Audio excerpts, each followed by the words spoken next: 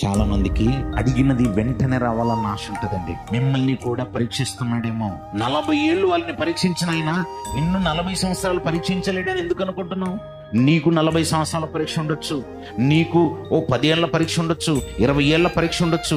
నిన్ను పరీక్షిస్తున్నాడన్న విషయం నీకు తెలియక వెంటనే జరిగిపోవాలి నేను అనుకున్నది అనుకుంటుంటావు. అనుకున్నది వెంటనే జరిగిపోవడానికి నువ్వు అసలు ఏదనుకున్నావు? వాక్యానుసారంగా అనుకున్నావో లేదో, నీ ఆలోచన ఎలా ఉంది, దేవునికి యోగ్యమైనదిగా ఉందో లేదో. చాలా మంది లోకానుసారంగా ఆలోచించి నేను అనుకున్నది నెరవేరలేదండి అంటారు. నీవు అనుకున్నదే గనక నెరవేరితే నువ్వు దేవుడికే దూరం అయిపోతావు, నువ్వు నరకానికి జారిపోతావు. అలాంటిది నీ జీవితంలో నెరవేర్చకపోవడానికి గల కారణం ఏంటంటే నీవు దూరం అయిపోతావని నెరవేర్చట్లేదేమో దేవుడు నీకు. నీవు దూరం అయిపోతావని, నీవే దేవునికి దూరం అయిపోయినప్పుడు అలాంటిది నీకెందుకు నెరవేర్చాలి దేవుడు? మనకు తెలియదు. మనం అడుగుతున్నటువంటి వాటిలో తప్పుందో ఒప్పుందో నీకు ఎప్పుడు అర్థమవుతుంది? నీకు నష్టం జరిగిన తర్వాత అయ్యో నేను అడిగింది తప్పు కదా అని నీకు అప్పుడు అర్థమవుతావు. కానీ దేవుడు భవిష్యత్తుని ఎరిగినవాడు.